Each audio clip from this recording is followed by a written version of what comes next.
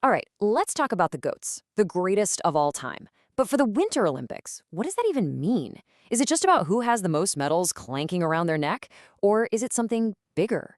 Let's get into it and try to figure out what real greatness on the snow and ice actually looks like. Yeah, it's the ultimate question in sports, right? Who's the greatest? So, as we go through this, I really want you to think about that because trust me, the answer isn't simple at all. Are we talking about pure numbers, just raw stats? Or maybe one single unbelievable performance? Or something else entirely, like an impact that changes a sport forever? And boom, this slide just lays out the whole debate perfectly. On one side, you've got the numbers, pure hard data. Think Marit Bjorgen with a mind-boggling 15 medals. But then, on the other side, you've got the impact. Someone like Sonja Henie, yeah, she won gold, but the bigger deal is she completely revolutionized her entire sport. So, which one is it? What really counts? Okay, so first up, let's look at the most obvious way to measure greatness, the medal count. This is all about the numbers. For these athletes, greatness isn't some flash in the pan. Nope, it's a marathon. It's about being incredibly good for an incredibly long time. So what's the number to beat? What's the record? It's 15. 15 medals. That is the absolute mountaintop for a Winter Olympian. Just think about that for a second. That's not just 1 or 2 good years. That's decades of pure dedication. And the person who holds that incredible record, that would be the Norwegian powerhouse of cross-country skiing, Marit Bjorgen. We're talking 5 different Olympics here, from 2002 all the way to 2018. She was just an absolute machine. Now take a look at this list. This really puts her achievement in perspective. Of course, Bjorgen's at the top with 15, but check out who's right there with her. You've got more Norwegians like Ole Einar Bjorndalen and Bjorn Dali, and then the amazing speed skaters, Irene Wust and Ariana Fontana. What's so cool about this is it's not just a list of amazing athletes, it's also a story about which countries totally dominate these tough endurance sports. You see a lot of Norway on there for a reason. And that's really the point, right? Her record wasn't some lucky break. It was earned over 2 decades of performing at the absolute highest level. I mean, that kind of consistency is just unreal. So if you're judging greatness by the numbers alone, Marit Bjorgen has a very, very strong case. But hold on. What if greatness isn't about the long haul?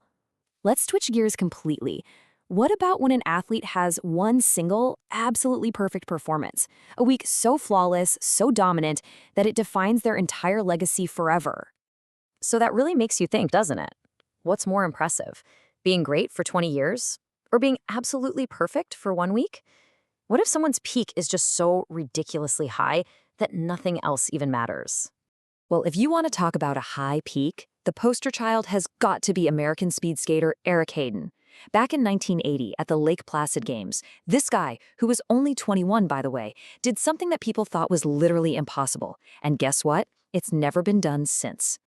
Just look at this. It's absolutely insane. He didn't just win a race. He won every single men's speed skating race there was. From the super fast sprint of the 500 meters to the painful, grinding 10,000 meters, he won gold in all 5. It's maybe the greatest display of versatility and pure dominance we've ever seen. Okay, and get this.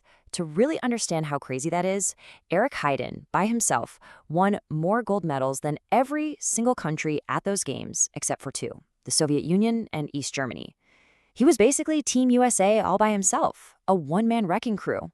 All right, so we've done longevity, we've done dominance. Now for our third and final way of looking at greatness. This one isn't about medals at all. It's about the icons, the athletes who didn't just play the game, they changed it forever. Yeah, these are the revolutionaries, the visionaries. They looked at their sport and saw something totally different, something bigger. Their legacy isn't medal hanging on a ribbon. It's in the very fabric of the sport today. The style, the vibe, the fact that we're even watching it. And you can't talk about trailblazers without talking about the original Winter Olympic superstar, Sonja Henie. This Norwegian figure skater was competing way back in the 20s and 30s, and she was an absolute game changer. So yeah, she won 3 Olympic golds in a row, which is amazing. But that's almost the side story. She basically invented modern figure skating as we know it. Before Sonja Henie, skaters wore these long, clunky outfits and black skates. She was the one who brought in the short skirt, the white skates, and choreography that was actually, artistic.